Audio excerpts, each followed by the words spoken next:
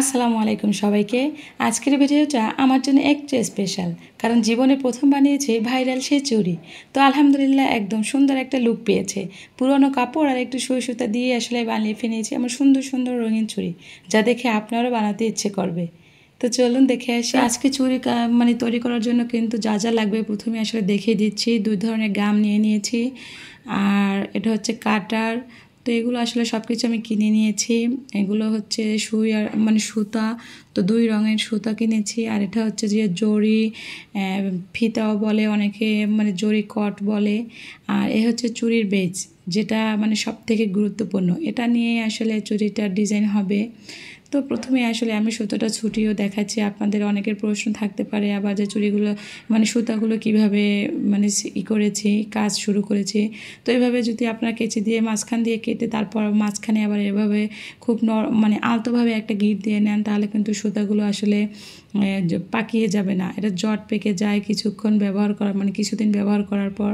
তো এরকম যদি আপনারা সুতাটা কেটে ব্যবহার করেন তাহলে কিন্তু আর জট পাকাবে না। তো আমি কিন্তু চুড়ির চিকন বেসটা নিয়ে নিয়েছি। আর যেহেতু আমার কাছে পুরনো কাপড় বলতে এটা খয়েরি লাল কালারের আসলে ছিল না, তো সেখানে আমি কিন্তু ওই যে 5 টাকার যে ফিতাগুলো হয় ওইটা আমি 2 গজ কিনে নিয়েছি। মাত্র 10 টাকা দিয়ে কিন্তু আমি কিনে নিয়ে এসেছি। তো এটা দিয়ে আসলে আজকের মতো কাজ চালিয়ে দিব। আর যে চ্যাপটা যে চুড়ির বেসটা ওটা কিন্তু আমি টুকরো কাপড় দিয়ে আসলে তৈরি করেছি। তো দেখতে হলে ভিডিওটার সাথেই থাকুন। তো এই তো দেখুন আমার কিন্তু চিকন চুড়িটার বেসটা তৈরি হয়ে গিয়েছে। খুব সুন্দর করে আসলে গাম দিয়ে এটাকে একটু শক্ত করে মজবুত করে লাগিয়ে নিতে হবে। আর চুড়ির এই বেজে কাপড় লাগানোটাই আসলে চুড়ির সব থেকে গুরুত্বপূর্ণ একটা বিষয়। তো এটা যদি আপনার এই ফিনিশিংটা যদি আপনি ভালো দিতে পারেন তাহলে কিন্তু সুন্দর একটা লুক আসবে। তো আমি এখানে টুকরো একটা কাপড় নিয়ে নিয়েছি। তো সেখান থেকে 1 থেকে 1.5 ইঞ্চির মতো চ্যাপটা রেখে আমি আসলে একটু কাপড়টা লম্বাভাবে কেটে নিয়েছি।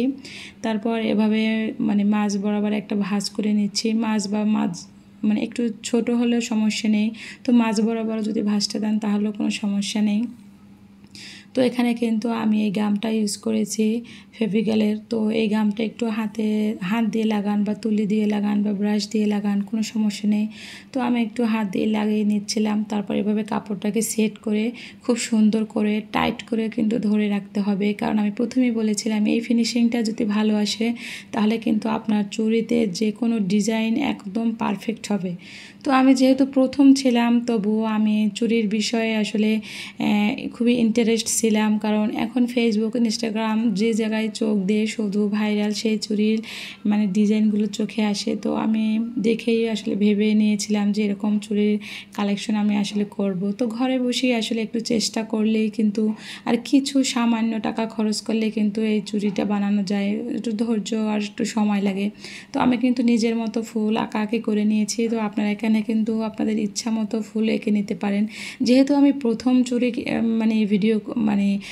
চুড়ি করতেছি, তো সেখানে কিন্তু আমি একেবারে নর্মাল বা একেবারে সহজ টাইপের কিছু সেলাই করার জন্য রেডি করেছি। তো আপনারা প্রথম শুরু করার জন্য একেবারে সহজভাবে যেটা তৈরি করতে পারেন, যে সেলাইটা সহজ মনে হয় সেটা দিয়ে আসলে কাজটা শুরু করবেন, তাহলে দেখবেন একেবারে সহজ মনে হবে আপনার চুলের এই কাজগুলো।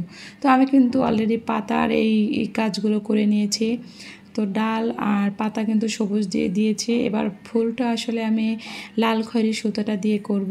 তো আমি কিন্তু বেশি ডিটেলসে দেখালাম না, কারণ পাতা ভরট বা ফুল ভরট এই সেলাইগুলো কিন্তু আপনারা কম বেশি সবাই পারেন। তাই আমি কিন্তু একটু স্পিডটা বাড়িয়ে দিয়ে আসলে কাজটা শেষ করতে চাচ্ছিলাম, কারণ ভিডিওটা অনেক লং হয়ে যাবে, যেটা দেখলে আবার আপনাদের বোরিং ফিল হতে পারে। সে যাই হোক, আমার কিন্তু দেখতে দেখতে ফুলটা প্রায় শেষ হয়ে গিয়েছে। ঠিক একইভাবে কিন্তু আমি প্রত্যেকটা ফুল সেলাই করে নিব এরকম লাল খয়েরি সুতা দিয়ে। তো এই তো দেখুন আমার কিন্তু ফুল সেলাই করা শেষ। এখন ছোট ছোট গিট ভরাট দিয়ে এখানে পাপড়ির মতো আসলে করে দিব, কলির মতো দেখতে আসলে আরও খুবই ইউনিক আসলে লাগবে। তো আমি কিন্তু সাদা, লাল আর সবুজ সুতা দিয়ে খুব সুন্দর করে একটা ডিজাইন বানিয়ে নিয়েছি। আমার কাছে তো মাশাআল্লাহ আলহামদুলিল্লাহ অনেক অনেক ভালো লাগতেছিল।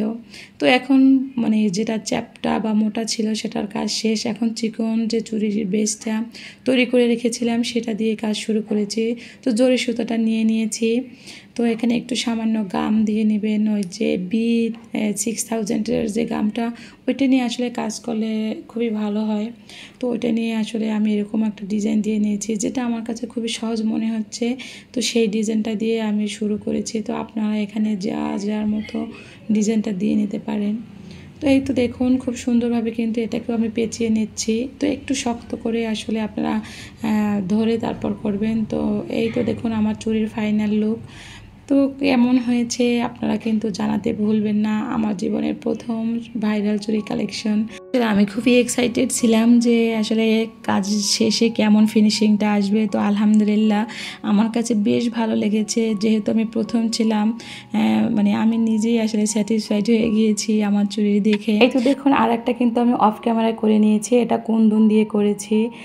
এটা একটু অন্যরকম করেছি। তো আপনারা যদি দেখতে চান তাহলে কিন্তু কমেন্ট করে জানাতে পারেন, এরকম ভিডিও ইনশাল্লাহ শেয়ার করব। তো বন্ধুরা কেমন লাগলো আমার জীবনের প্রথম মানে বানানো এই ভাইরাল চুড়িগুলো।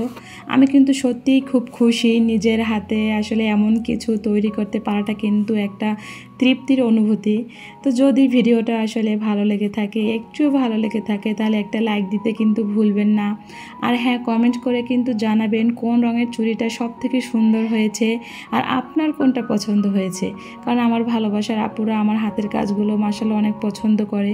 তো এরকম নতুন নতুন ঘরোয়া ও হ্যান্ডমেড আইডিয়া পেতে কিন্তু চ্যানেলটাকে সাবস্ক্রাইব করে আমার পাশেই থাকতে পারেন। তো ধন্যবাদ সবাইকে। আল্লাহ হাফেজ। আসসালামু আলাইকুম।